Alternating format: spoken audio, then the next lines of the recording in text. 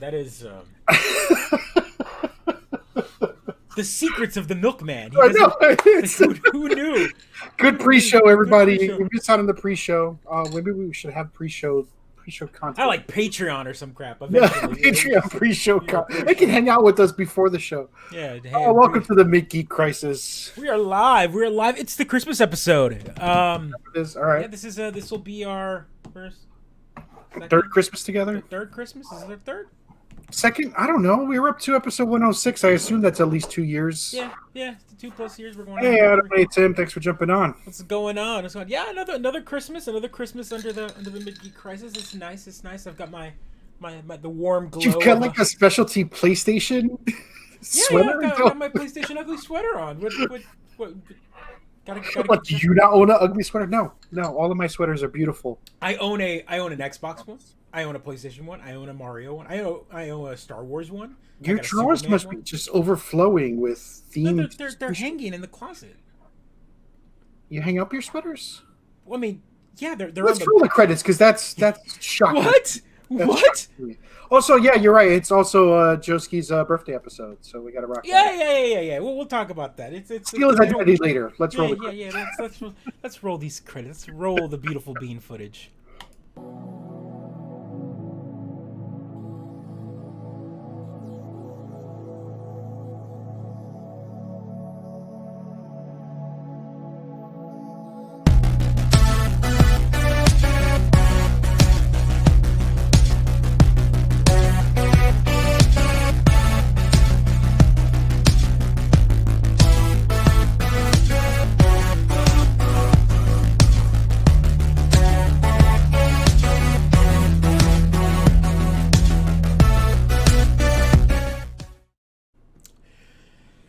So I don't know if you've been reading any news, of course, but I always, of course, when right before we start the show, I always hop on and kind of read some of the random stories of like the day, Sure.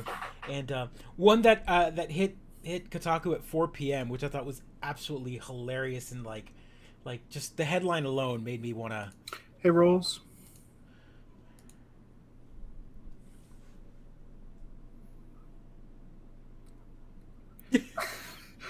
Rare Goku's possibly lost at sea after major shipping accident. Yeah, so like relationship shipping. Yeah, I'm kidding. I'm kidding. So wait, was there like a trawler went over the ocean? Yeah. Apparently there was a ship hit a massive storm on November 30th, and according to Reuters, led to a swell that caused it to roll, dislodging over 1,800 of its containers, and apparently a really rare, specific. Premium Bandai thing, SH figure art was on that container. Sounds like a likely story. Someone sitting at home with a basement full of them. Like, yeah, full of Goku's. It's like this is the best. Like it fell off the truck. Fell off the truck. Oh man, just random stories like that. You don't say during the holidays too. So very sad. Don't say. All of a sudden, look. Check eBay, folks. They're gonna go up there. They're gonna be like double, triple, quadruple the price. Next week, you're gonna see a whole wall here covered with them. Goku's like, what? I found him. I found him. They washed up on the beaches. There we go. Coming soon to Facebook Marketplace. It's crazy. What are you drinking? Seltzer? Just a seltzer water. No. Do you? So I know that the libations are no longer your thing. Yep. And coffee is something that you might drink for like productivity, for fuel. Way too much coffee, but yeah. Too much coffee. I mean, there's no such thing, but I will compliment your. And simple rule: I can drink as much coffee as I want until 3:00. Then I have to stop. So I drink a lot of coffee before 3:00. What's your drink of choice now afterwards, other than water? It's do just water. Do you like a juice? Do you like a specific sparkling flavor? You're putting me out here. My life is a prison, and this flesh thing that is is my punishment. So I literally just drink water and seltzer water. Now I feel weird, but like water and seltzer water. That's what I have. There's no like a juice, maybe a cider or a. No. I've worked in the industry. I mean, as you know, I worked in the beverage industry for way too long to drink any of those things. I know how much they cost. I know the mistakes involved that allow us to still sell them. I have found the key. I have found why he's so bitter in life. It's like can't enjoy everything. You saw where the sausage is made. That's what happened. I peeked behind the veil, and I've never been the same. You've never been the same, man. Oh God. My partner hates shopping with me because I read the ingredients and then start lecturing her about everything. I'm like, you know that? Oh, this. I start talking about it. It's. I know too much. I am the Foucault. The Foucault meme. That's fair. Oh God. Yeah, I just. It's interesting. Yeah, no. So no. And then if you're a fan of the show, you realize that he usually drinks those warm. They're not warm now. You know why? It's cold in my. It's cold in your basement, but that's the only reason. It's like warm, hot seltzer. Roast Pedro Day. I'm just trying to bring a little joy to everyone by roasting you, figuring out what makes you tick. Trying to make that heart grow 2 sizes today. So yeah, no chance. You're right. It's gross, but like it, at least I feel something. That's the important. As it burns down. And then I burp like I'm like, oh, and it hurts. This is that's how I know I'm alive. Chance. Oh man.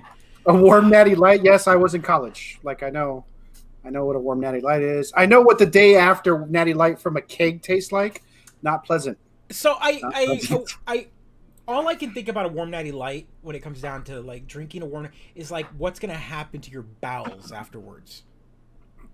If you're having warm natty light, your night has gone places that your bowels are just following, right? Like you've already made choices for you to get there. This is very true. I agree with you. Do they make cold natty lights? So today in the news, I don't know if you saw this story. I'm going to pull up the story. Bring it on. And, it is the holidays, and the console wars are in full go. But I think we slept on something. The real console war began after the Xbox and the Sony. There's a second front that opened up. What? Oh yeah. So if you weren't paying attention, there was a third console launch. Right after the original, right after the PlayStation and the Xbox, Bud Light. Wait, what? Bud Light released their console. Okay, all right. It's called the BL3. Oh my gosh. This is like weird cross promotional play that I don't. I wish it was. It is a real console. It is a real console here. And you plug games into and you can play on. Exciting! Bring it up. The Bud Light. I gotta put in my. This is our dumpster trash review of 2020, everyone. So if you've got things you want to talk about, it never fails. Someone brings up the Amico. They've already won the console wars. Yo, what? Oh, there we go. That is the console. It is shaped like a 6-pack. That's clever. All right. It also can hold a beer, or is that? It has a built-in projector. Okay. All right. It's got a projector. It's a portable party. What problem is this solving? The 6-pack that can play Tekken, Soul Calibur, Broforce, 6-Puck. It's got a bunch of games. It can go online. All right, those are couch play games. Couch play. It's got controller bays. You have two separate controllers. You can see right here that 2 separate controllers. So what is it? Just an Android in a 6-pack? It's actually a little stronger than that. I from what I've seen here. Half cozy, half projector, half console. That nobody was waiting for.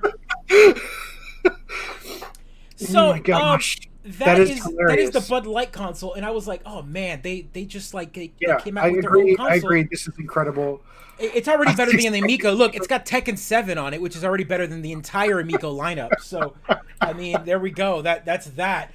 But a new challenger appeared today. Okay, to fight up. So it's not an April Fool's. This is something. No, that was a real console you can actually purchase. You can not something you win in some Bud Light contest. And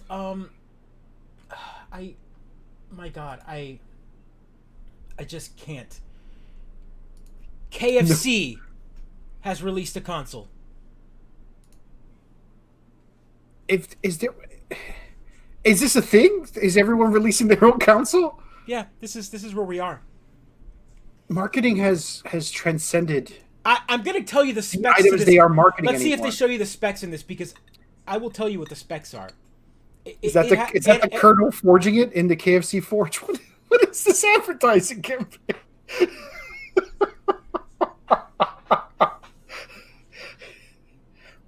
All right, bring it on. This marketing is genius. I was like, I saw the Bud Light console come out. Burning Man, some mustache, some random black and white pictures of letters. Yep, they've got it all. Wow. It's got a chicken warmer on top of the console. Because I want greasy food next to my console. Yes. It's a good tagline. I can't Like, you can't even be mad at it. You can't be mad at it. People have spent too much time locked in their homes. I think these marketing executives have. I was like, okay, so let me see if I can find the specs on this thing. Yep, Pergamine, yep. KFC has ascended to some other plane that we simpletons can't hope to achieve. And yeah, Nani, is that how you say it? Nani? KFC? Nani? So, KFC? Here we go. I found the site. Introducing the KFC console. Built by Cooler Master. Experience the latest titles in 4K. The latest titles. It'll play. Yes. For the KFC console. World's first built-in chicken chamber. It's got a Nook. It's got a Core i9. Okay. 9th Gen. It's got a GeForce GTX. Okay. 240 frames a second, 4K TV, ray tracing, VR ready. Can't stop, won't stop. Look at that. That's awesome. It's got ray tracing. You got me already. VR ready ray tracing. It's got better specs than the Nintendo Switch. And it's just as portable. And it has a chicken warmer. And it has a chicken warmer.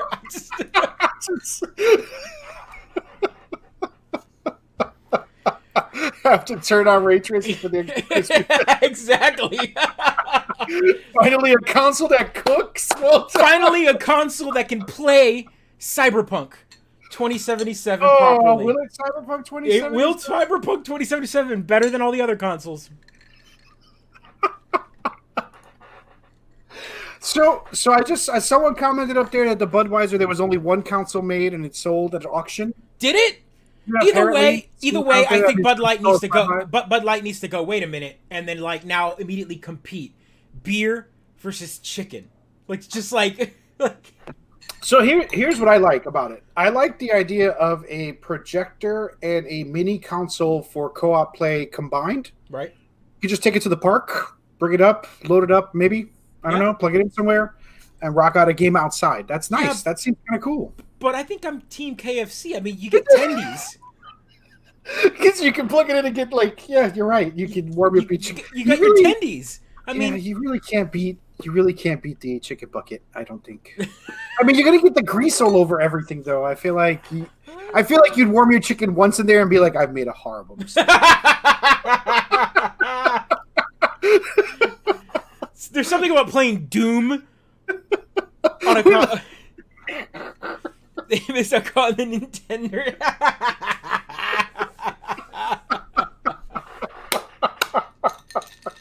Genius. The Nintendo's genius. Not if you put I think it's incompatible with Popeyes. I think if you don't want to put Popeyes in the KFC in the KFC console. Play. No cross-platform play. No cross-platform play. Nintendo will sue you for even saying their name. I'm pretty sure I'm going to get a cease and desist just for saying their name on our show. For saying Nintendo? Nintendo, yeah. Well, now I want Nintendos. That's a genius. First of all, let's start selling Nintendos online. Right. I need D-Brand to skin that and make it actually a bucket of chicken, like an old style bucket of chicken. That would be. What is it, like $90, $100, $150? How much No, is it? I mean, these specs alone are like in the couple hundred. But who knows? I mean, who knows what's going to happen? I mean, it's nuts. It's It nuts. sounds like a joke response to the Bud Light thing. Now we want the Burger King one, a nice White Castle console. This Let's is the get console wars we deserve. This is what we deserve. This is what we deserve. I just This dumpster fire of has given us a KFC console. All right, fair enough. I'm Fair just enough, like at this 2020. point, like 2020. Thank you. Yeah, This is what you got. This is what you got. Appreciate This, the this laugh. by the way, I want to There's say the laughs like 6 months ago, but the laughs come now. That's fine. I want to say this that this is definitely the work of some marketing exec at home for the past like 9 months, unable to be around other people. They were sitting there playing their PS5 that they ordered Conference call when they should be on a working. conference call working. You know, their bucket of chicken that they ordered that they paid $70 for from like. I wish this was hotter. I wish this was hotter. He's like, look at his fingers, putting the grease on the finger. Now, if the controller is grease proof, that's the next reveal. They need to reveal the controller and make it like oleophobic, have the oleophobic coating on it. So like, if they show the chicken grease and it just like It just comes right off. just comes right off. It's grease does not stick onto my controller. That would be worth it, I think. It would be worth it. Yeah. Oh my gosh, they were like, I need a console to warm my chicken, or they were like, man, my Xbox gets so hot now. Maybe I can just keep my chicken on top, and the two came together, right? Right, they were like Xbox or no, their PS5. You know, it's vents from the top or the Xbox. They just maybe they put their chicken on top of it while they went to go do something. They came back and they were like, it's hotter. It's still warm. It's still warm. This is underutilized. This is an underutilized feature on my consoles. Chick-fil-A. Yeah, it doesn't work on Sundays. And somehow or another, all it plays is Bible games. I don't Oh, understand. brutal. It also asks for your for your gender and your sexual orientation. Oh, boo, boo, Yeah, boo, boo. Chick-fil-A. Boo. Chick-fil-A, boo. So yeah, I thought that was the most exciting news. I of the don't know, day. Kendall. I feel like it might just be like a vaporware thing, but it could be out for purchase. You know- if you find one, let us know. I mean, it's got all the logos on it. I mean, it's Asus, Seagate, Intel, Cooler Master, and KFC Gaming, like an actual logo. But I mean, you can. I mean, look at that logo. It's amazing. Good for them. Good. I mean, this is the sort of genius marketing that you really should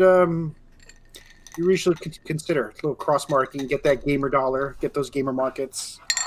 It's good stuff. Never once in the entirety of me playing video games have I want to eat chicken and play video games at the same time. Everything about that makes me just like violently angry. Let's everyone be honest. We've done that mistake once. Once. Right? You go and eat something, you go to the kitchen, grab like a leftover like leg or something, you're like, Oh, it's so good. And you're like, oh, what do I do? My hands will never be clean. Yeah. You At least that's me.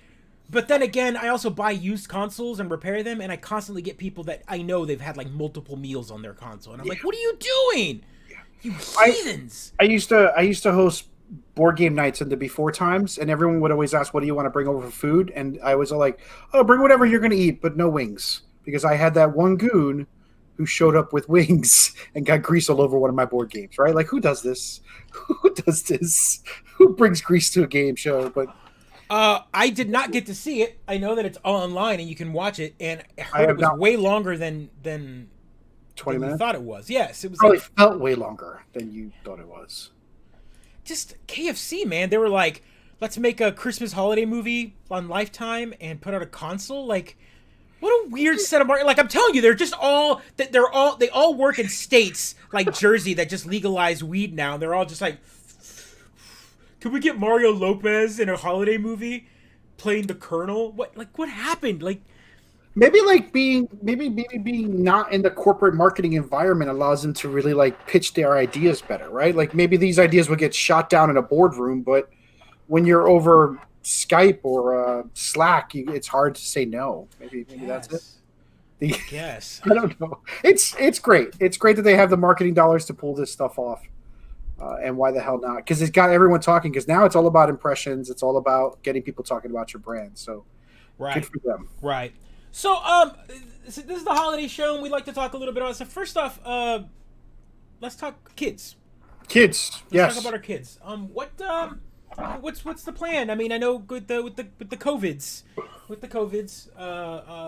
family is something that we're not doing, which is sad because our kiddos that's usually grandma, just grandpa, the Zooms day, and the Skypes, right? We live in the Zooms and the Skypes. Yeah.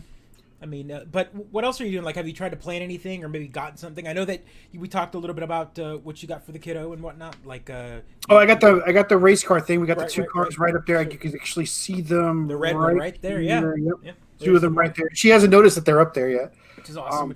Yep. Also got the extra DS, and then she wanted Calico Critters and Legos this year and books, so that's what we got her. Yeah, Calico Critter Legos and that's what he's. I'll bring it close. Yep. You got both of them up there.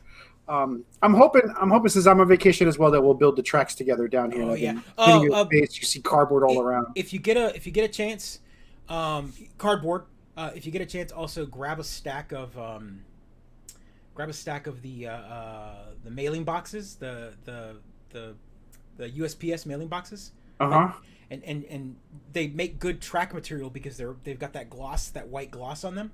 The priority mailboxes. Yeah. And so you open them up; they're nice and flat, and you can use them for track layout. This is why the post office is going out of business. I know, right? I know. Although I ship a lot, so I have. I know. I'm teasing you. You recycle, you reuse them. I'm recycling them. So that's a good idea. Use the 300 Amazon boxes that you break down on a weekly basis and build build cities and whatnot for the. I'm going to do my annual Star Wars viewing, so going to watch the Star Wars trilogy and try to get the kid to watch them all with me. Just finished up The Mandalorian, which we talked about, and moving on.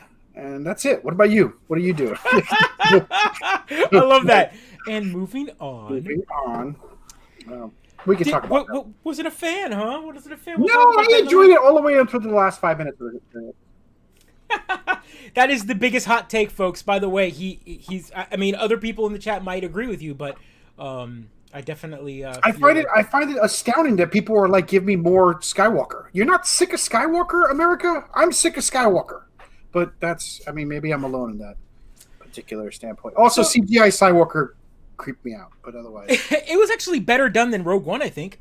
He looked better than original Skywalker, and that's creepy as hell. That is pretty creepy.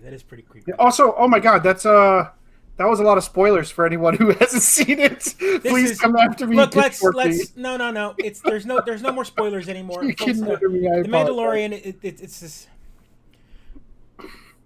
Yeah, that's interesting. His voice. We're going to talk about it in a minute. We'll go back and forth on it just to kind of like to heat up the episode for sure. But it was him. It was him. A lot of people thought it wasn't him, but it was him. Mark Hamill was the voice of it. So maybe he's just getting older, and so his voice is not as. Maybe what they did is he voiced it, and then they ran it through a filter to kind of make him sound a little younger again. He does have a gravelier voice now, so it's harder for him to kind of do the young 80s Mark Hamill. You know, they de-aged the voice. Who knows? I need my blood pressure. So before we jump on that, I'm sorry, Pergamine. I'm really sorry. We'll stop right there. I apologize. Oh, there's no way he hasn't watched it. There's no way. Mean, he might have waited until his Christmas vacation to watch it, and I apologize to everyone who waited for Christmas. I don't want to. Spoilers are hard. The internet is hard, but we're all stuck at home. Social media is on blast everywhere you go. So if you don't go anywhere and all you have is social media, it's impossible that hasn't been spoiled. You're preaching to the choir. Maybe he'll appreciate it more. I don't know. But I will say that I should have at least prefaced it by saying spoilers. I should have at least prefaced it by saying spoilers. Boo this man. Boo this man. Boo me. It's my fault. Boo. So my kiddos, Legos were on the agenda for both of them. See, what did you do? You got the Mando Legos, right? You got a few of those. So, viewers, get close here. This might be the first year that I did not prep on the Legos. Chris, yes, we can see your comments. Yeah, I can see you, Chris. I can see you. I might have missed throwing some of them up, by the way.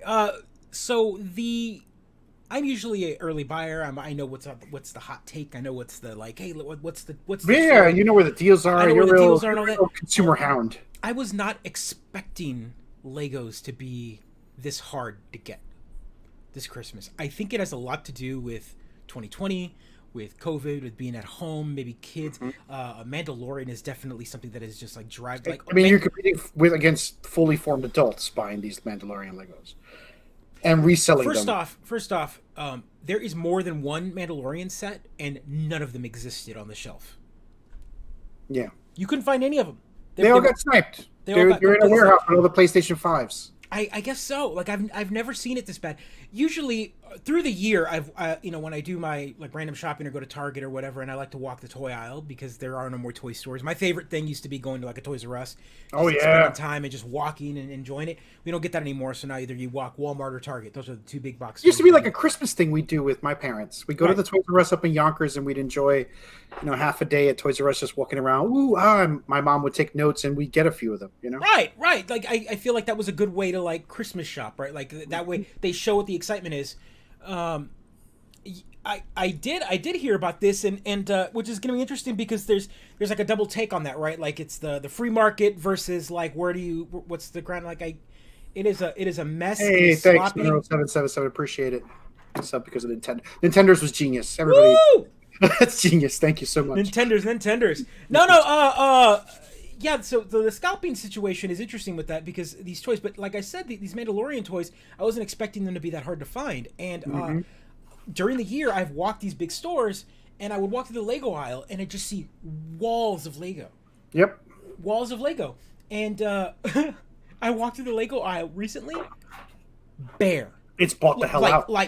Hand all the way to the back, like completely gone. I was like, usually there's like 15 Batman sets and like a ton of Avengers sets. And even Amazon looks light on Legos. They sold the hell out of everything. Everything. Minecraft ones are all gone. Mandalorian, Star Wars ones are all gone. Just basic Star Wars ones. They were all. I mean, you name any franchised ones were all gone. All gone. Yep. So yeah, I mean, I found what I needed to eventually. I mean, I hunted hard enough and found needed. But that was pretty hard, man. I have to admit, I'm not the jingle all the way kind of scenario where like you're not fighting anybody or breaking down. Give me the turbo line. So there was a few things on my list that I wanted. I didn't get them, and I move on. Right? I'm just like, well, that's the way it is now. You don't get to that's what they all say. That's the argument, and Chance, you're right. It does nothing for the economy. Absolutely nothing. Absolutely nothing for the economy for sure. What's interesting about the Lego ones is the Lego ones usually the Minecraft Lego sets usually come with one block with a code that you input to Microsoft, and it gives you like an item or like a skin or something. Oh, it's pretty cool. So I thought that was pretty interesting. And they look cool too. Actually, those Minecraft Legos. Well, I mean, it's almost like Lego and Minecraft were meant to be. Like you're essentially playing the physical game of Minecraft in the real world. Like like they're exactly what you need. I think that's interesting. So, can we spend just 2 minutes talking about this? Scalpers have lost a real job and just trying to put food on their tables, right? And then all these haters hating on the hustle.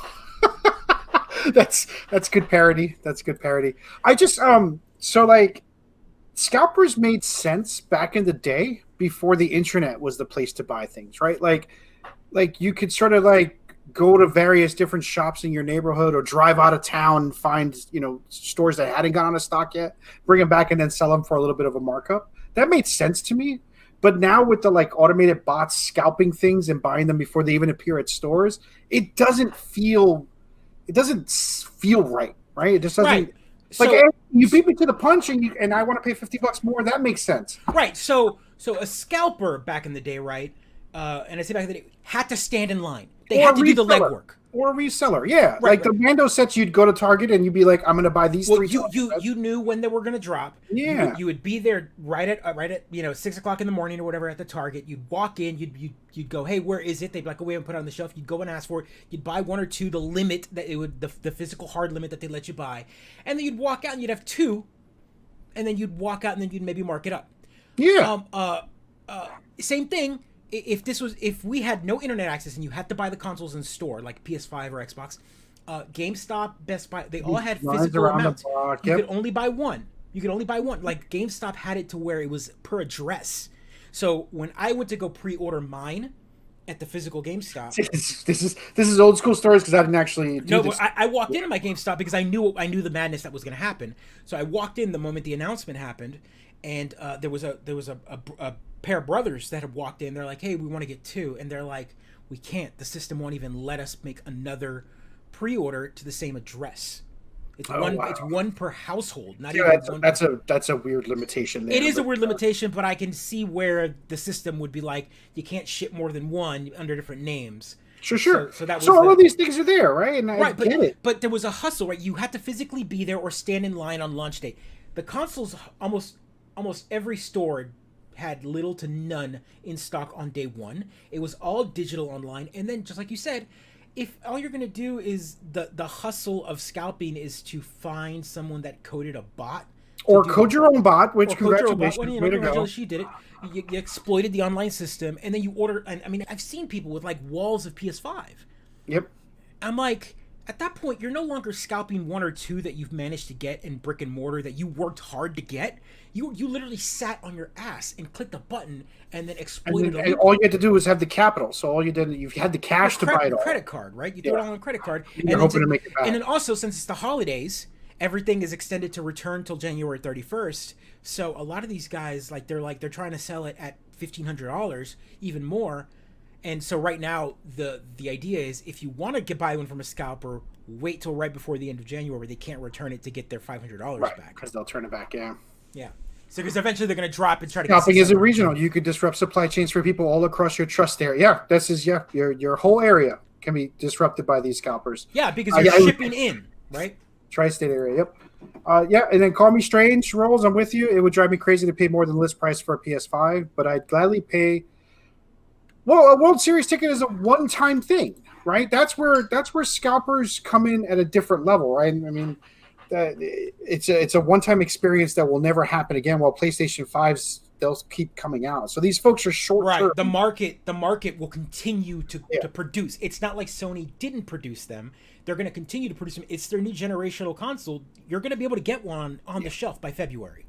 All they've done is create this pain point for everyone, right? So they've made the situation worse. While a World Series scalper usually can't buy that many tickets. Maybe they do. I don't know if it's completely out of control. I'm sure the online marketplace is the same now. They use bots and whatever else to buy these tickets and then resell them. And then I'm sure it's the same thing. Yeah. So Chance wants to know, are you excited for WandaVision in 3.5 weeks? I mean, we're both excited for the... I'm very excited for the MCU. We talked a little bit about it last episode where, they announced all of this like madness for Disney Investor Day. And WandaVision is the return... We didn't get any MCU movies this year. Like, I thought that was kind of an interesting, this is the first year where there's been, because of COVID. There was none, right? There was none. Not a single Marvel movie. So I think now people are chomping at the bit for some sort of Marvel movie, which might be even better and more dangerous for Disney, right? Like, in the sense of we got what you want. We're all chomping at the bit for going outside, right? Yep. I mean, that's not a Marvel Universe movie, Adam. Come on. Bruh. Yes, comic book movie in general, superhero movies or blockbusters or whatever the case may be. Wonder Woman 84 is definitely... I mean, it's a delayed Dune, even though the toys came out, right? And yeah, I mean, at the end of it, Chance, ticket scalpers are the worst. They all suck. I think all scalping... Chris, I don't even know how you would legislate it, right? How would you feel if U.S. put legislation against... I don't know how you would legislate it. It wouldn't happen.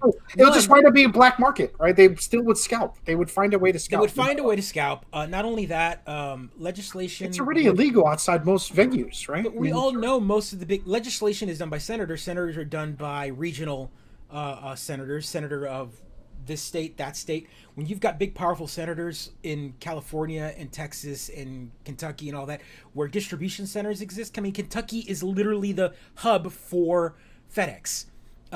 Texas is a huge Amazon supplier area. California's got a huge Amazon warehouse. Like, all these big warehouses are there. I mean, they control the market there. Amazon is like, hey, donating to your local representatives. There's going to be some sort of Yeah, I think Amazon's one of the worst for it, right? One of the worst for it because they actually set up all of the tools you need to do that rebuying and Right, reselling. because you can sell on Amazon. And you can scrape the data to figure out what people are buying, buy it all up, and sell it at a higher markup, right? It's all the tools are at Amazon to do it. It makes me weird because I'm like, why doesn't Amazon just do it to everybody? Look at this! Look at this! Adam baiting me.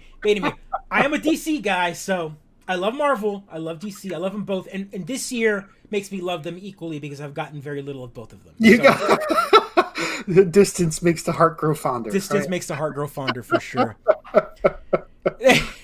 Yeah, the feds can't even get us a release day. I got $30 cold cash. I don't know about you. I got my $30 cold cash ticket. I'm set. I'm set.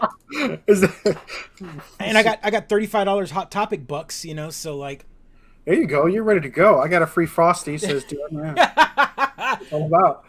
I got a free Frosty per member in my household, so I got 4 total. But I'm gonna throw them up on Facebook Marketplace and try to resell them. Is that really what you're gonna do? Of course. Scalping them Frosties, bro. Hashtag hustle. Hashtag the hustle. No. Yeah, this is what I'm saying. Why wouldn't you just? Amazon Web Services is like primo data, right? Like everyone loves it, and then you hate it, right? Yeah, so you hate it because people profit from it all the time, right? So yeah. So that's Christmas. We're gonna make some food. We're gonna watch some Star Wars and turn on the Yule log. That's our Christmas tradition. You turn on the TV with a nice fireplace on it. I actually live in a house with the fireplace. I know. I was like, don't you live in Syracuse? Don't you have snow back there? I grew up on the WPIX, and they would have the Yule log in the mornings on Christmas Day, and you turn it on the TV. And my little apartment, it's like they did it for apartment dwellers. I can't shake that like Christmas tradition. It's so nice. The Christmas. That's carol. funny. That's funny. No, I like it too. I mean, I've got a couple of them loaded on the TV as well occasionally. Even though I've got a fireplace as well, and we light ours up. I've actually lit my fireplace at least 5 times this. It's gotten cold enough in Texas for that. Yeah, well, the Dallas area does get. I mean, it gets into the 40s at least. Ooh. I know. Negative 25. I know how it works. I lived there. I'm just saying. Watching Vader burn for 5 hours. That's a good one too. That is a good one. I've had that one. I'm a traditionalist. Just a piece of wood there for a little bit. Yeah, I do like. I've also seen the dumpster fires. Oh, there's tons of them. There's tons of them. I mean, that is technically one of them that runs for 10 hours. So. Oh, that one actually changes. Yeah, it changes. There's like newspaper that goes by, lightning hits it. I thought it was pretty funny so far. That's good stuff. Who can forget the sacred holiday tradition of cozying up next to a Jedi pyre? Pergamine's going to throw me in the Jedi pyre for that spoiler earlier. So let's talk about Mandalorian real quick, and again, without, I mean, if it is spoilers, I mean, you might want to. I don't want to say leave the show, but like. I mean, it was great. I enjoyed the season. I liked it. I like the seeds they plant to connect the world. I think they do a pretty good job. I'm just tired. I'm going to agree with you. I'm just tired. I'm going to agree with you. I want new stories. I agree with you. We've talked about this multiple times in the show. We like new. I will say though that this felt like a mulligan for Disney, and like, hey, can you fix some of the love that we gave out? We saw that the last 3 movies didn't do as well. They're actually being hated on online, whatever. Can you maybe reference some of the stuff from the old one even more? Give them a little taste, and then like walk away from it. And I'm sure Jon Favreau was like, yeah, it's fine. When the end of the last season, you gave us that whole. I don't think so. I think it's a completely different series. I'm willing to wager season 3 of The Mandalorian is the book of Boba Fett. Great. I mean, that's good. I can watch other shows. Wait, so the book of Boba Fett isn't something that you're even interested in? Is it just because it's a character? I mean, you complain about new characters, but you didn't get any. I don't understand. Boba Fett died in Return of the Jedi. Literally the most uncool. We talked about this. He's not an interesting character to me, and all the love for him, it doesn't. I don't care. So you don't like Boba Fett? No, I like. You don't like the Skywalkers. What do you like in Star Wars? He was a badass in Empire, and he died in Jedi. I don't need more stories about characters I've ever seen. You know what I loved about Star Wars? He was not a badass in Empire. He hardly did anything in Empire. All the time. Here's what I loved about Star Wars: the small but beautiful hints about a universe that had depth.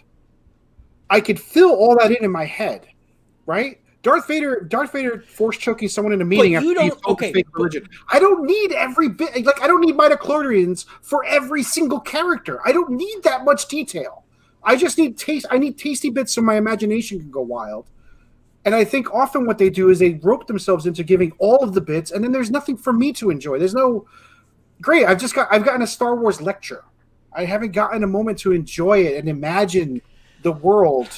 But we've talked about this. Yeah, we have. You don't want pre-Empire. You don't want. I don't care about the pre-Empire. You don't like pre-Empire. You don't want like Knights of the Old Republic.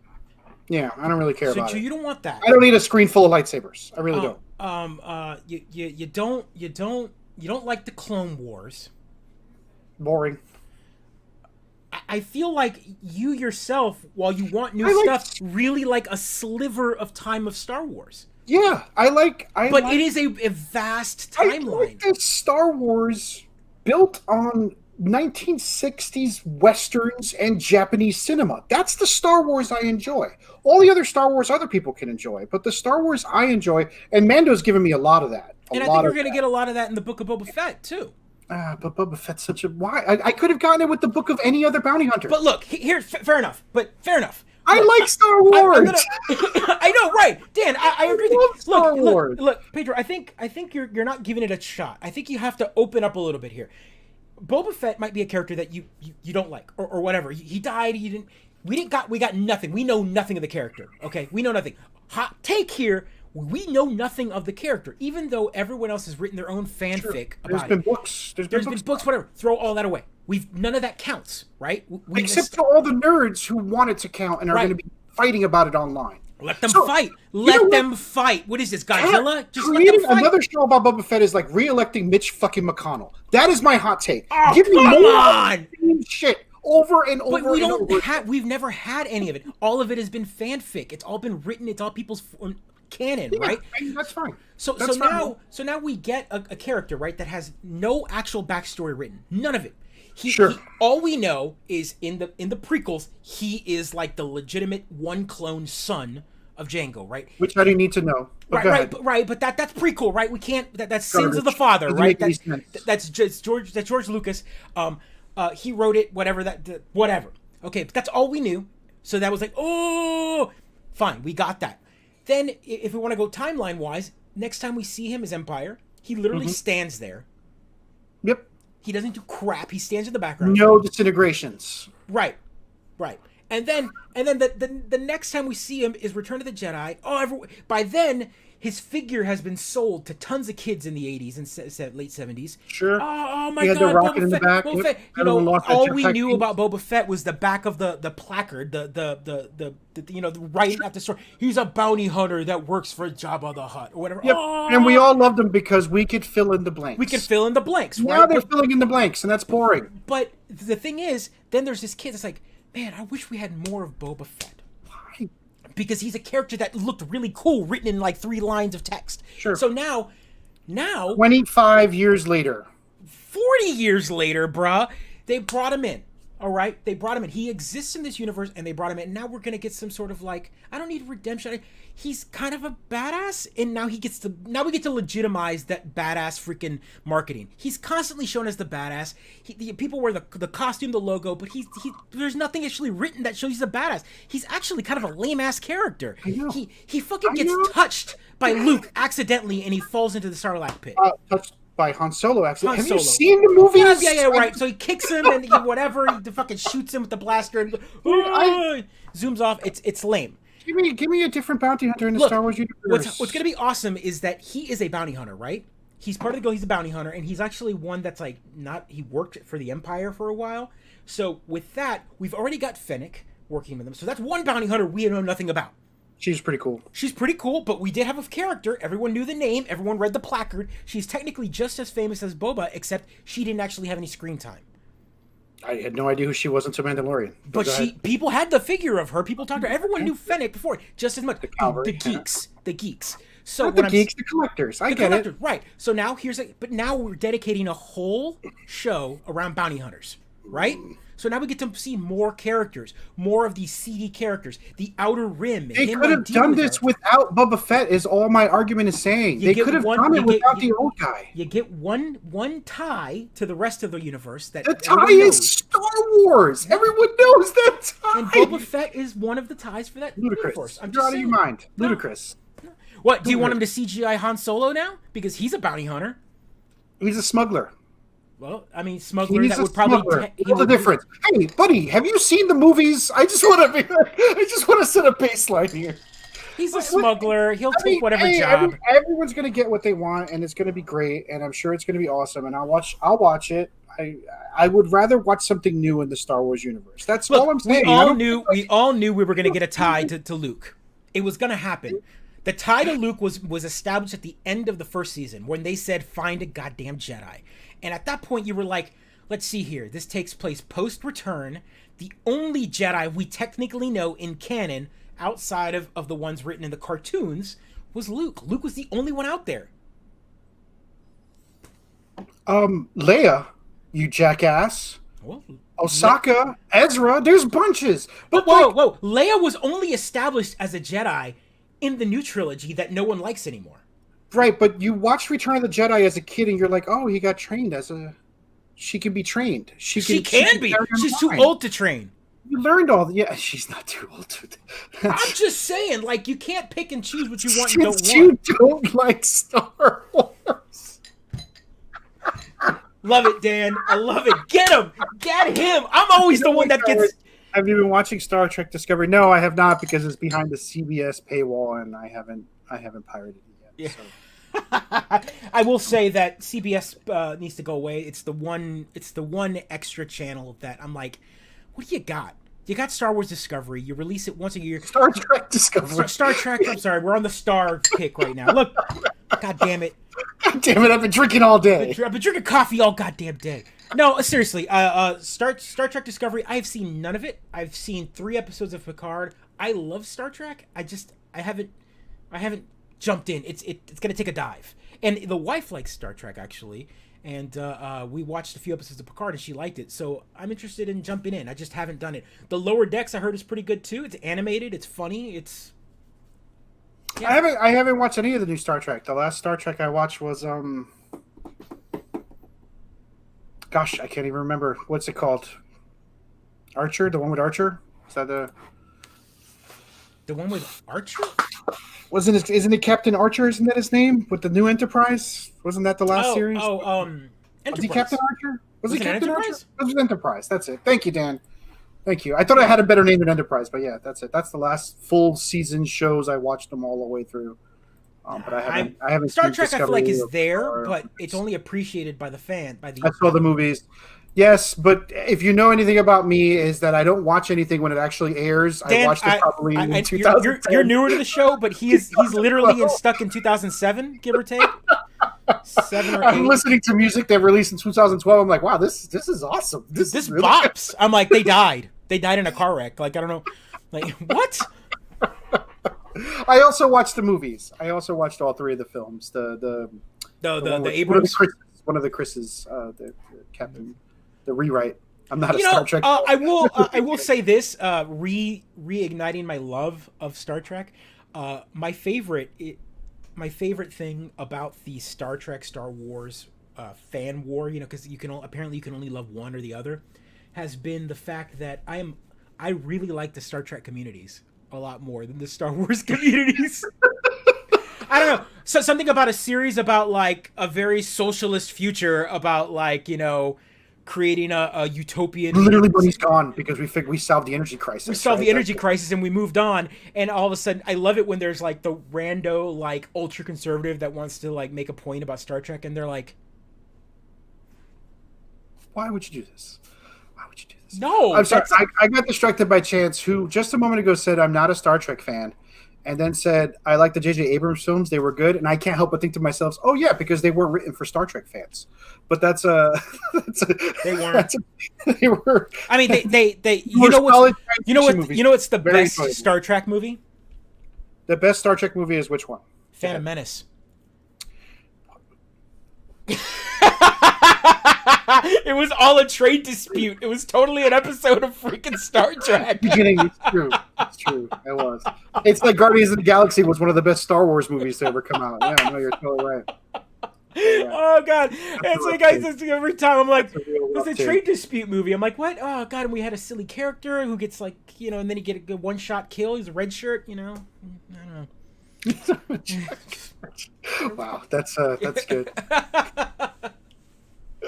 I used to be into it when I was a kid. Yeah, me too. I love the Star Treks. And then when I was a little bit older, you partake and you enjoy the Star Treks in a different way. And it's a slower pace. It's a slower pace. You get to enjoy it. You laugh every time they say reverse the tachyon stream because they use that solution a lot and things like that. Reverse the tachyon field. Reverse the tachyons. I enjoy all the Star Trek movies, but I've actually never sat down for a full episode. That's an interesting break there. Right now during being at home all the time, it's definitely a series that it's got a slow burn. If you were interested in jumping in, into Star Trek again and wanted to like go back and don't watch the original series. It's hard to watch. Has not aged well. I would start with Next Generation as your jump point, and I will say that season 1 of Next Generation is very different from the rest of the show.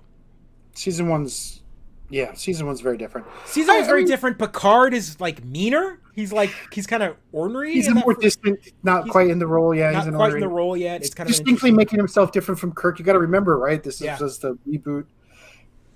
Yeah. I love Star Trek, even the new movies. I like Star Wars, even the new trilogy, even the prequels were okay. Dan, you and me, kindred spirits. Like when it comes right down to it, I like it all because it's just more fun. It's more geekdom out there, and we're getting a little bit of every flavor. I think geek, especially space, like Star Trek, Star Wars, is that giant wall at a Wawa or a 7-Eleven or whatever with all the different flavors of science fiction. You just like do a mixer of whatever you want. You want a little bit of this, a little bit of that. Just enjoy a little bit of this, a little bit of that, and you can have this amazing thing. Yeah. Exactly. So I think that's interesting. I please jump into Star Trek if you get a chance. Watch the Next Generation. It's definitely it's nice. It's also nice to see like them use giant tablets that are like this thick for like space age stuff, and they're like, oh man, wow.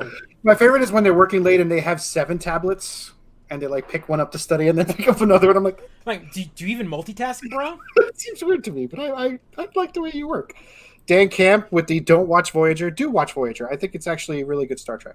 When they have colors, watch when Voyager's definitely a tougher series to watch. I like. Yeah, it's Lost in Space Star Trek.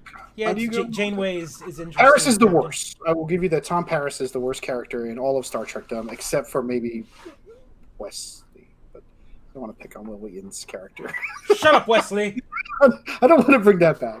Shut up, Wesley. Oh God. What did we talk about? Because we were talking about Star Wars, so of course we're going to move on. So this is something that was brought up to me by a fan of the show, and told me hey, are you going to talk about it or whatever? And he actually posted it in our group. Sure, bring it on. He said to anyone, the Steam sale's going on. It's time to fill in that back catalog. In case you have money, which I feel like we should all have some disposable income to throw at Steam. Destiny 2 and the Outer Worlds, sure. Outer Worlds is great if you get a chance to play it. It's awesome. You can also get it on the Xbox Pass. Yep, it's already on the Pass. This is on the Pass. This is on the Pass. So if you've got Xbox Game Pass, all 3 of those are on there. any of these games. I've been in these games. But there's a few other ones, of course. I haven't tried Deep Rock yet, but it's on my list. Some solid games there. No Man's Sky. This is good. Elder Scrolls is $7.99. I thought that was interesting. Horizon Zero Dawn. Here's a game that you could pick up for PC that you can only pick up with a PlayStation. So if you don't own a PlayStation, this is a way to play it. Go pick it up. Nice discounts. I should check to see what's the Civ 6 discount. Nier Automata is actually a pretty good game as well, and so for $20, that ain't a bad. Also on the Xbox Pass. The one good. That's like a Devil May Cry kind of game, right? A little bit. It's got little RPG elements too. There's Control Ultimate Edition for $19, which is looks beautiful. The Ultimate looks way better than the edition I'm playing. Yeah, and of course you get Serious Sam, featured franchises, the XCOM franchise. Look at that. Solid tactical. How much is that? That's like $20 for the whole set. $30 for the whole set. So let's see, it's 14, 10, 10, but then they usually have the bottom, the complete edition. No, where is it? They usually sell like a full complete XCOM. Oh my God, they even have the originals. How much are those going for? Like $1.50? $3.74 includes 5 XCOM Apocalypse. The old ones, XCOM Apocalypse. But the old ones are a lot of fun too. It's got Immortals, Phoenix Rising is excellent. That's on my list as well. Terror from the Deep is one of the last ones I played. I never played it. That one was so hard, Terror from the Deep. Yeah. That was one of the last ones I played for sure. I still have nightmares clearing an ocean vessel, trying to get through a trawler like that. That was tough as hell. Dan, so you had asked about that on the FB, saying to pick it up, and that was a definite pickup. I think it's on sale for $39, a brand new game. I think they're not fire selling it, but they know that they figured they could drop it $20 under price to kind of get it out there. Yeah, and it looks great. It looks fantastic. It is a next gen game. It was designed for PS5, Xbox Series X. It is out on Switch as well. The Switch version, heard it runs pretty well. I know that you're still behind that stupid Ubisoft account when you first sign up the game, kind of like all the Assassin's Creed. Yeah, but if you play Division or Assassin's you've got Creed, one. But if you don't have one, or your kid, or you're using a kid, I mean, if you don't have one by now, what are you even doing? For example, I know Dan had mentioned that he had his kid's account, and you can't get past the screen on their kid's profile if you've never played any of the Ubisoft. So then you have to set up an account for them. Oh, that sucks. Right. So that's one of those things that I'm just like, come on, guys, like that data scraping is so annoying. So annoying, man. That's so annoying. And this goes on to January 5th, right? So if you didn't get your Christmas gift, you can. I mean, look at that. Mortal Kombat 11, $14.99. Sonic Mania, $4.99. Doom 64. This is a great port of a great game. It's like a port of a port of a port. It's weird. Yeah. But Doom 64 is an excellent game. Man, we've got some good stuff. Celeste, of course, one of my favorite games of a year. Solid games all around. $4.99. If anything, if you've got $5 to spare, throw it at this. This remaster right here is a great kids game. The SpongeBob Rehydrated. I picked that up on console, and the kids like a Spyro style game. So it's a third party. BattleTech. That's a great one. Yeah, BattleTech. You can tell what kind of games I play on the computer. As I'm like, I get this animated ludicrous Planet Coaster is a great one. These are add-ons, DLC, but Planet Coaster is definitely a good game. Bird stickers. Top sellers, Cyberpunk, which is not on sale. It should be. Yep, Celeste made my hands cramp up more than Hollow Knight. Yep. I'm with you, Dan. That game. Also, I might have broken a controller. Allegedly. Oh, man. Oh, wow. So sometimes those boss fights, you're like, you get through the first 3 rooms and you're like, your hands already cramped up, your shoulders are tense, and there's still one more room, and you go all the way back to the beginning if you mess up, and you're like, no. Oh. So before we end the episode, Christmas will be happening this Friday for everybody. And I want to talk a little bit about our childhood real quick. Sure. Let's start with you. So Mando Talk is over, Pergamene. Thanks. Mando Talk is over. Mando Talk is over. What do you like besides gifts and everything? What's the one thing that you asked for that you got, geek wise, gaming wise, that you can remember that made like a big impact at Christmas? Yeah, maybe what was the best gaming gift you got in your childhood? Oh my gosh. So this is gonna seem ludicrous, but I mean, this again, I'm dating myself. No, please. Games Workshop used to publish a fat catalog. I don't know if you remember. I don't know if you were into Games Workshop miniatures, but they had a fat catalog that you could look at their entire catalog of miniatures, and it had codes and stuff like that. And I would circle sets and things like that. And I guess my mom had found the catalog. It was like a dream book. I would just circle things, and I would never get them. Right. I guess she had found it, and she bought me 2 mercenary sets, one of the undead, and there was one of dwarves, and they were like rare mercenary sets, old lead models. And I was so surprised because I had never told her about it. I had never expressed any interest in those particular sets, and she had picked them up because they were circled in the catalog. So I do remember that. But mainly what I remember, the things don't matter. Your mom soon then became a meth seller because that is like getting you into the biggest... She has no idea what she started you on. I was already picking up models here and there. I might have shoplifted a few, but there was allegedly. there was never a moment where I could actually field an army. So I was very excited to finally field some of those nice metal models, unlike all the cheap plastic ones or the imitation ones, right? Fantasy warriors as opposed to Games Workshops, Boo, boo! Those are tournament illegal. Oh, get those off my. Those are proxies. They were like the GoBots of the Transformer era. The Kmart. But I remember that. But what I remember is that sort of moment of opening that stuff up, and both my mom and dad were gamers, so like, it wasn't just I got a Nintendo game and I just played it. I got a Nintendo game and my dad played it with me. That was like what I really remember about all of those Christmas experiences. It wasn't the object, and this sounds so cheesy, right? Cautious is the heart. Come on! This is what we want. Like, chipping away, make that heart, make that. I want to see bling. Make that heart grow 2 times today. I told you it's gonna happen. It's still at 0 though, right? It doesn't growing. No, it's growing. 2 times 0 is 0. It's bleeding a little bit. I feel it. Tell me more. Yeah, so like just that feeling, right? My uncle gave me a pair of huge speakers one year. I love cranking up the music when I was home alone, right? That's awesome, dude. That's fantastic. Great. So it was that, that kind of experience was always great. I've got Christmas story experiences where, our house was robbed and all the Christmas gifts were stolen. Like, I've got those experiences as well. That's New York, right? That's New York, baby. So I imagine after that, you do like the Grinch, where they realizing you just hold hands and like hug each other, and then actually my dad left me alone for like 5 or 6 hours while he asked everyone on the street where it was with a knife in his hand. That's a heartwarming story. I love that. That sounds great. I think it was the Genesis year or the year after the Genesis came out. It was one of those years where I think he got us a Genesis that year. So. Oh man! So then you didn't actually get one that year? Not until like 3 months later, right? My dad had to save the money again, and we got the Genesis later. Oh, so. the heart. But again, like that even 3 months later, that experience of playing it with my dad was a lot of fun. So yeah. That's what game did you get for that Genesis? I think it was just Altered Beast and maybe another one. I don't know. Like whatever the base title was. Definitely. So it's the year that it came out. And then a few months afterwards, so Sonic wasn't out yet. Sonic came out later. It was people always think of Genesis and Sonic, but honestly, the Genesis when it came out, the launch titles or whatever were a lot of the old arcade titles. So you had like Ghouls and Ghosts, Altered Beast. Altered Beast was definitely the one we got. Mystic Defender, I think, was one of them that I had. Ghostbusters. There was a Ghostbusters sort of game. Ninja game. Was there a Ninja game? There was a Ninja game, right? Yeah. Well, I mean, you ended up getting card. Yeah. Shinobi. One of the Shinobis was definitely. And Alex Kidd in Miracle World, was that another one, or Fantasy? So Fantasy Zone, that was Genesis, right? Well, that's both of those are Sega Master System. Yeah. Beforehand. Yeah. That's beforehand. All right. Yeah, but no, that's good. And I remember one of the things that you could buy at launch was also the power base. You could attach it to the top of your Genesis and play your old Sega Master System games on there. Yeah. That's what I remember. And NES launch title was Robin, the Gyromite. Because you could buy them separate at one point, right? So they had the control deck was the smaller set. It was the game.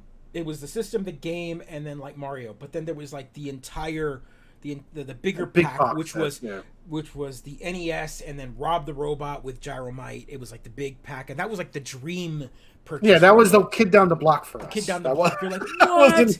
You got Rob? Yeah. What? We were like, we got the Nintendo. It's like, but did you get Rob? And I'm like, fuck. I did not get Rob. The control deck had the Mario Duck Hunt double pack. I remember having the gun and the Mario Duck, but that was before Genesis, right? So Genesis was the year I remember. So what about you? What do you? I remember there was a few toys I remember like vividly in my head, like getting and wanting, and my parents. I could tell my parents were like very proud. Rob. I got Rob. No Rob. Oh man. I remember vividly asking for a Castle Grayskull. Oh wow. I remember that, and I remember getting that Castle Grayskull, and that was just like, oh. And I remember for the longest time, like in my head, vividly putting the stickers on it. And one of the stickers was the there's a grate with like the hands of one of the heroes or one of the villains, like being stuck in the grate, and then like snake like tentacles wrapping around it to kind of pull him back down. Oh my gosh! I can that was one of the stickers on the bottom of the Castle Grayskull. God, I totally had a Castle Grayskull too. Look at this childhood. Castle Grayskull. I remember getting that, and then I remember my NES. So we had an Atari in the household. That was my first game. We had a 2600 with a bunch of games, and the one game that I remember playing with my older sister was Smurfs. That was always like, I remember the freaking music, and it was like three separate screens that you'd go through. I wasn't allowed to own. Oh man, that sounds like a story. Like definitely like, well, some parents, evangelical parents or whatever, maybe a religious reason or whatever, they didn't like He-Man. It was definitely one of those. Yeah, I collected different editions of Monopoly board games when I was a kid. Getting the super duper special edition Star Wars Episode 1 Monopoly for Christmas was rad as hell. Oh, Pergamene, this makes me happy so much because I know that yeah, Pedro has a distinct love for Monopoly that he just is like you can't even. I mean, like that's such an interesting thing to collect. How do you even get into that? What draws you to? There's whole so obviously there's a funny story about Monopoly has a so Parker Brothers or Hasbro now owns Monopoly, but they have a splinter company that's allowed to print out the weird like local editions of Monopoly, like Fortnite, New York. No. So that those are still technically Hasbro through a Monopoly company that puts them out and gets the licensing and puts them all out. But there's a separate splinter, smaller company that puts out like Syracuseopoly. Where they use street names from Syracuse, there's one here, Planoopoly, that you can find at the Walmart here in Plano, Texas. Not Dallas Monopoly, but Planoopoly, and there's a logo that's like a specific company that allows. How could you even collect them all after you have some things as regional as Plano? Look at this guy hopping in. It's like, didn't I let you borrow a game controller back in the day and you never gave it back? There he goes. He says he found it. He found it. Well done. It's a Christmas miracle. It's a Christmas miracle. I love the story about wartime Monopoly that had maps for POWs to escape. I have to look this up. That's an amazing. That's a great story. That's a great story. So they send them to the POWs with that's really cool. I'm digging the That's a good use of Monopoly, right? You throw out the game and you keep the map to escape.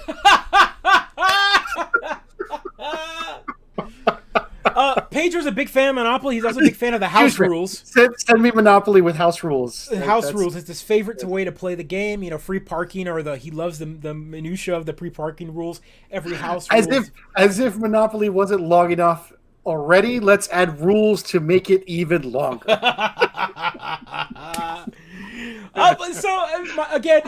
My other gaming memory when it comes down to Christmas is I did get a Nintendo. I got a Nintendo in '86. The Christmas of '86. So 85 is when it came out, and 86 is when I wanted it, or when I ended up getting it. And I did not get Mario. I did not have Mario for my launch title. As a matter of fact, I didn't get any games. I lie. I got one game, which was a Capcom version of Mickey Mouse Capades. It was a Mickey Mouse game, platformer. But I didn't get Mario until later on, and but my dad. I wasn't even born in '86. You and me both, Chance. I wasn't. He lies. He lies. And I got a. My dad was like, obviously my folks didn't have enough money to buy more games, but what they did is they rented a bunch of games. Back then, you could rent games. So they rented like 5 different games for me, and I remember Double Dragon was in that rental pack. Double Dragon on Nintendo was awesome. It was so awesome. I was a big fan of the NES version of Double Dragon, and I played the crap out of that. And we'd have to go return it, and I'd rent it back out. So yeah, my favorite thing about renting games was that there was always this like cache of games that you had no idea why they were there, but they were always available. The Romance of the Three Kingdoms games, those like Kohi deep strategy games, I would rent them, return it, rent the same game, rent them, return it. Basically, I owned the game after enough time. That it made no sense that those games were available. Those games are tough, man, because the translation in them is so like programming wise, they couldn't fit more text. Like obviously, like there was definitely a limitation of how much information you could put on there. Plus, it was being translated from Japan. Yep, and it made no sense. The instruction booklet was this big, and you were like, "How do I feed my soldiers?" And you're like, "Oh, I'm supposed to grow food." Restart the game. Let's go. Yep. And Double Dragon, Double Dragon is so rad. Okay, at least we can all agree on Double Dragon on the Nintendo. Definitely a good game. It's definitely better than the arcade. The arcade is a terrible version, which is interesting. It's actually the arcade board is actually messed up enough that it has slowdown. Like it's not the board that it's written on is not powerful enough to play the game. So, oh, look at this. Yes, Double Dragon. Whoa! Neon is on Switch since when? I didn't even know I thought the company considered that a failure and didn't release it. Since Kendo made it happen. Oh, look at that! I had no idea the eShop. I've got to pick that up. That's a great. By the way, if you get a chance, that's a good brawler. 2-player brawler. I mean, we're still working on River City Girls. City. How far into that are you? Not very far. She hasn't mastered the combinations, right? She hasn't mastered how to stay alive, so I spent a lot of time trying to get back up. She gets frustrated. I do like the fact that you can actually heal them or like. No, no, it's great. It's great, except like I just spent a lot of time trying to do that, and I'm just like, okay, kiddo, we need to teach you some condos. I saw that Res Please is available for sale on the Xbox. I don't know if you saw that. That was on sale. No, I'll pick it up on Xbox. I have it on Steam. It's great. $8 on Xbox right now. That's a great pickup. You know, I'll pick that up. I'll pick that up right now. Actually, it sounds like a great idea. What a no-hit Double Dragon run. A Twitch streamer did. He didn't quite make it, but it was amazing. Sounds like an amazing feat. Streets of Rage 4 has an achievement for that, and I was like, that's not going to happen. Oh wow! A no-hit run. That's like really, you get no hit, right? Like, yeah, like you don't get hit. You just, man, so that's an interesting. Double Dragon, Dragon, that was a fun mix mash game. I thought it was interesting because that was when the rights of the characters were kind of in a weird place. So Battletoads was Rare, but Rare was also Trade West is the name of the company, which also had the publishing rights for Double Dragon. So they made a crossover game, but Double Dragon was also Kenmo, the same company that does the River City and River City Ransom. Sounds genius. And so there was like a mishmash of a game, and that's a fun version. The Super Nintendo version is really good. It's also super expensive. Cannot be really expensive. Can't find it out there. Of course it is because it's a collector's item. Who is she playing in River City Girls? She plays the black-haired one. The black-haired one. I don't remember which one's the name, but she plays the black-haired one. Miss Psycho is straightforward. Comma-wise, you know what? I think they're both pretty straightforward. She just doesn't want to learn. Yeah, Kendo, I've tried. I've tried to teach her hit this button, this button, this button, and move away. She just doesn't want to bother with the tactics. She just enjoys dying and watching Debbie Redder. That's really what's happening. So I bought Res Please. I want to give that a try. Oh my gosh, $225. That doesn't seem that expensive. So a loose price. So last loose price. So by itself, the cart by itself with no box, no nothing. $69. Nice. Nice. Nice. A complete box and everything, $225. A graded price, of course. Graded. Anyone who grades video games needs to be punched in the taint repeatedly. I mean, I get it. Baseball cards are a visual thing anyway, so you could put it in a box. No matter what, the baseball card is still like sealed and graded, but you could still look and enjoy the baseball card at least. Yeah. Comic books and video games, you have to open or experience to have any value. So I don't know how it's more value when it's. Well, the value is only to resell it. Right, but $12.50, and then in 2 years you sell it for $1,400. It's such a weird grading things that you can't experience without actually plugging it into a console. Dude, you're different. You're different. You just gotta resell it. Also, I was about to mention this, Dan. The new Battletoads, it did come out. I think it's awful. I tried to play it. I didn't like it.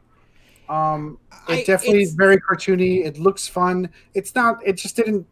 It didn't feel like a brawler, and it didn't feel complicated enough. It's nice. It was forgettable. I think the problem is it's forgettable more so. Like it gave me no incentive to keep playing it. They made it hard for weird reasons because the old Battletoads were hard, but not because it felt like there's a lot of good dialogue. The animation is weird, but it's fun. I think that's why it's a different kind of animation, but the combat system felt like it kept getting in the way of the game. Like I had to, I don't know, it didn't flow like I wanted it. It looked like a brawler, but didn't behave like a brawler, and I just it's got the mechanics are a little harder than just punch, kick, and but it's on games. It's on Game Pass, so if you want to try it out, if you got Game Pass, download it, go harvest those Chivos. Yep. Yeah, it was animated TV series. It was supposed to be like that Saturday morning cartoon, kind of zany. And the video game was based off of that, right? Yeah. It's got a very what's that art style? It's like the Ratfink art style. Yeah, it's like an over the top. You got disgusting toenails. Yeah, it's like that Ratfink style, like very. It looks very much like this. Yep. Yeah, just like occasionally they'd like wig out and they'd get the long tongue or whatever. They do a lot of transformations and whatever. Just that very like. Which would be fine if the combo system made sense to me. It just didn't, and I didn't want to invest enough time to learn it. Right. It's one of those things where it just didn't grab me enough to bother learning it. Yeah. So I mean, go pick it up. Game Pass. Give the game of Game Pass. I know that I'm wearing a PlayStation freaking a sweater, and I love my PlayStation. But I feel like the best gift you can give someone with an Xbox or even a PC is give them a 3-month. If they're a gamer, give them a 3-month card to Game Pass. And I think that's 3 months of games, and it's over 200 games on there right now. And some next level first run games are coming out right on that. Yeah. I think that's good stuff. That's the thing. So should we say Merry Christmas? Do you do caroling? Is that something people are doing this year? I don't understand. They should. We should, right? We should. We need to. Activity you could do door to door. And carrying's great. Pergamene, it's good Metrovania. And again, it's the first game on that. It's the first game of that developer, or that the developer. That's their first game, which I thought was a pretty good thing. Yep. I mean, I was thinking you could ring a bell, really wake up the whole neighborhood, and get the dogs barking. Throw a rock at the door. Throw a rock at the door. Man. I don't know. It just feels like it'd be. People care? I know people do it in Syracuse. When we lived there were people that would walk around and do caroling, and it felt nice in Syracuse, right? Because you had a good backdrop of like the snow on the ground and the cold, and they got mittens on and all that, and they're just like. It was nice. I was just talking to Sarah about how weird, like how weird it must be to have a Christmas with no snow. Like it doesn't. I don't understand how people understood Christmas without snow, right? Like I don't know where we were watching. It was like a Hawaii Christmas thing where it was like a picture of them in Hawaii at Christmas. I'm like, how is it Christmas without snow? Like, how does that work for other places? What's even hilarious? Christmas movies have snow, right? Right. What's even more hilarious is it's Christmas. I mean, it's not like they celebrate Christmas in 12 months or in 6 months from now in Australia. It's Christmas right now in Australia, and it's in the middle of summer. It's summer.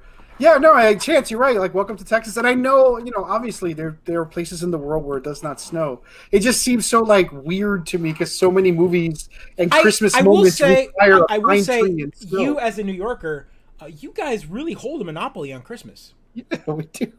The whole Northeast. I can't. I mean, one of the most. I mean, Miracle on 34th Street, New York, really gives you that Christmas vibe. And if you want to go even more modern to that, Home Alone 2 is a fantastic Christmas movie. It's the best of the Home Alones. Fight me on it. That's fair. I like them both equally, actually, but Home Alone 2 is definitely one of my favorites because of the setting, of the New York setting. Elf is in New York. That's a Christmas movie we watch every year. It's hard to say. I don't know who this is. Facebook user. I don't know why it came up that way, but yeah, hard to sing and be understood with masks on. I know. Yeah, singing, of course, singing means you project, which means you're shooting your voice out, which means that, like, I don't know. That's hard. You're right. That's a hard one. Yeah, I hadn't considered the mask, but yeah, I was thinking if you stand far enough away and you're outside, but you should probably always have your mask. I know we've gone longer, but I think they brought up a good topic. So, top 3 Christmas movies for you. Top 3 Christmas movies? I won't give you 5. You can give me 2 if you want. We can say Die Hard. I love Die Hard. Let's push that one aside. As much as I want to call it a Christmas movie, it is a Christmas movie now because us fought it for years, but now it's kind of the cliche answer. Like everyone's God, Die Hard. Die Hard to rest. Die Hard with the Vengeance that takes place in New York City is the best Die Hard. Hot take. Let's just go with that. let's throw that one out there for everyone to enjoy. Die Hard with the Vengeance, best one. Sorry. So, best Christmas movies, I'm going to go with the Muppets Christmas Carol. I'm going to go, there we go, times 3. I'm going to go with Elf. I think it's phenomenal every time I watch it. Dan, I had no idea. That's a great piece of trivia. I had no idea that it's not a Christmas movie. It was originally released on January 7th. Die Hard, Bad Santa, Elf. That's a good set. Bad Santa? Oh. Bad Santa is an interesting choice. It's an interesting choice. An interesting choice. A third one's actually pretty tough, but in this household, it's Nightmare Before Christmas, which It is a Christmas movie. It is a Christmas movie. It's got all the tropes and trappings of a Christmas movie, so we definitely watch that one. So Nightmare Before Christmas is one of them? Nightmare Before Christmas, Muppet Christmas Carol, and Elf. Those are the 3 we watch all the time. I haven't seen Christmas Vacation in so long. It was like a staple on the PIX. It was a staple on TV, right? You'd watch John Hughes chose not to direct that movie because Chevy Chase was such a dick. I've heard that about him. I'm rewatching Community just to remind myself how much I hated the last season, and it's just I realized that Chevy Chase was not a fun character on the show. He's not a fun character. It's obvious that a lot of scenes seem to be filmed with him there and no one else. But you're right, because he's like they filmed him only and then they cut him in. Yeah, it was like a lot of shots where they're on the opposite sides of the room. The opposite sides of the room. It's so weird. Live Free Die Hard is the best Bruce Kevin Smith. Yeah, see, you really zoomed in on what's the best there. Is there another movie with Bruce, Kevin Smith, and Justin Long all together? I don't know. No. Live Free Die Hard is a rock. Not Justin Long. I mean, you have the one that he directed with Bruce. Oh God, the terrible movie he directed with Jeepers Creepers, the greatest Justin Long movie Kevin Smith directed a movie with Galaxy Quest. Galaxy Quest is a good movie. Yeah, it's got Justin Long in it. Cop Out. Thank you.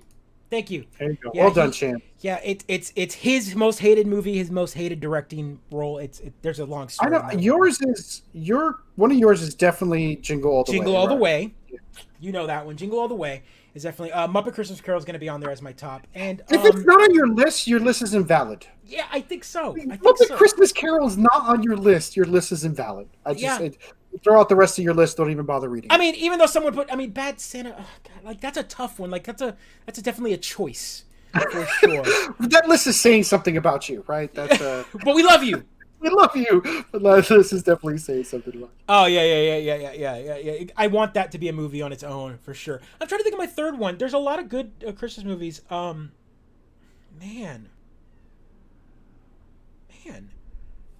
You got one more.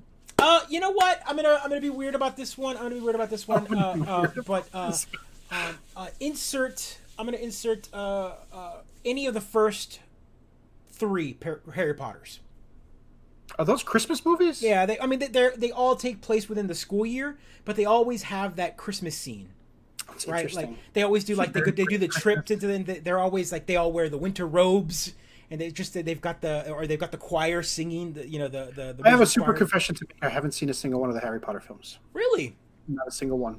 I played the video game and I read the books, but I've never. Even though 2020 canceled JK outright, and I totally valid with that.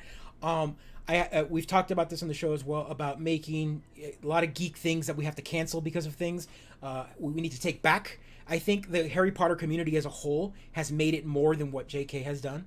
So I will say. No. I mean, things escape the hands of their creators in their own. So, Star Wars did all that stuff. So as long as you make it something wonderful and beautiful all on your own. Thanks, Dan. Here's Dan and I finally agree on something. I'm with you. That's fine. I mean, I was in that. I think I just was in that weird age group, right? Yeah. I thought so too. I was old enough that I shouldn't have watched them, but they kind of scratch that like fantasy itch, right? They give you a little bit of magic, a little bit of fantasy. A half an hour of Christmas and the first 2 Harry Potter movies that are just as good as most other Christmas movies. Okay, that's kind of a glowing review. Yeah. It's all right. So your choices are good. Pergamene might be a bad because I know he hates all Christmas movies, so he might be the. That's fair. That's fair. I never see Harry Potter. No, it's fair. I read the books. So, so if you read the books, I mean, visually they're great movies. Chris Columbus does a great job of directing a bunch of them. So, I think I just missed the boat. That's all. Like they were out in the theaters at a time that I never. I wasn't interested in seeing the movie. I've got a kiddo now, yeah. So when she becomes interested in it, I get to watch it. Well, she won't be interested unless you read the books to her. Well, that's what we're doing, right? We're reading all these books to her. They're on the shelf. We're trying to grab.